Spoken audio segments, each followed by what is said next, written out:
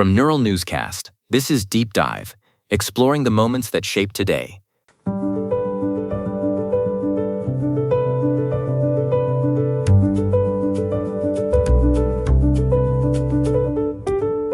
I am Vanessa Calderon, and you are listening to Deep Dive.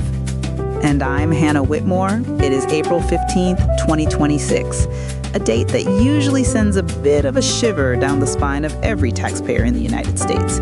But as we'll see today, it also marks a massive turning point in American culture. For real, Hannah. Today we are talking about the day the game changed forever.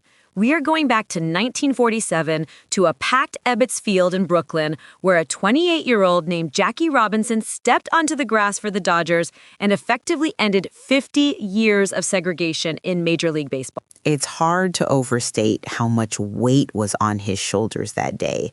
He wasn't just playing for himself or the team, he was carrying the hopes of an entire community while facing some of the most intense hostility you can imagine from the stands.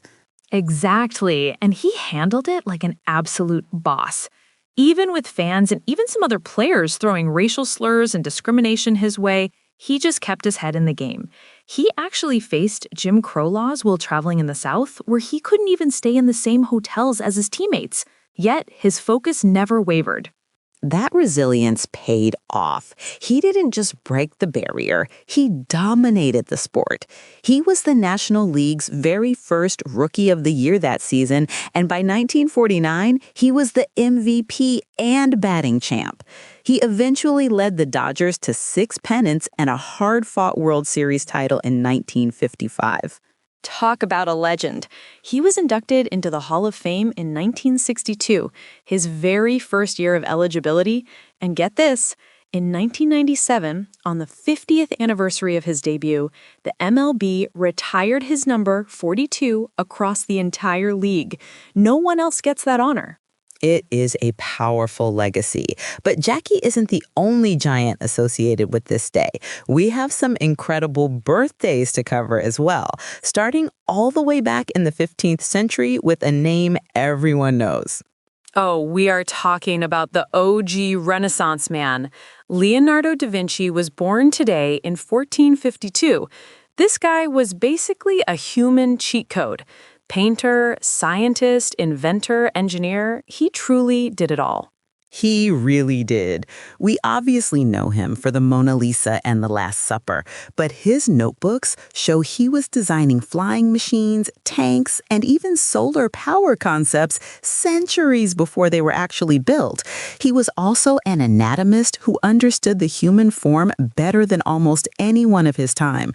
Fast forward a few centuries to 1894, and we have the birth of the Empress of the Blues herself, Bessie Smith. If you like modern soul or R&B, you owe her a massive thank you for the foundation she laid.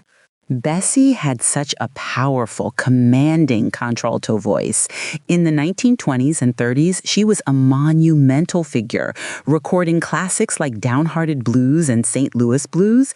She influenced everyone from Billie Holiday to Janis Joplin. Major energy.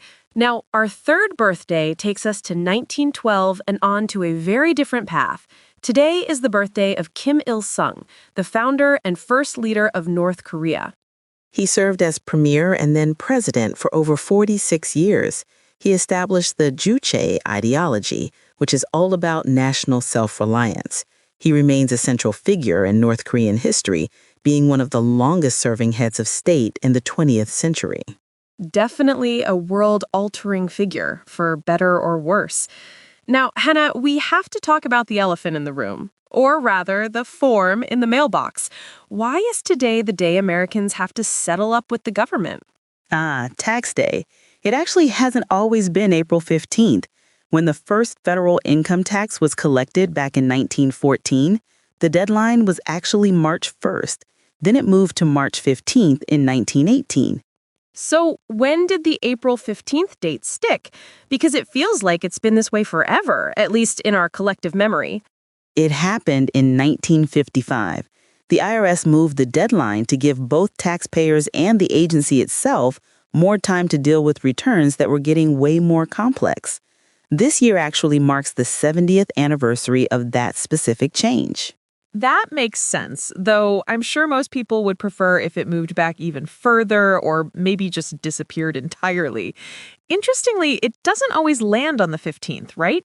Right. If the 15th falls on a weekend or a holiday, the deadline gets pushed.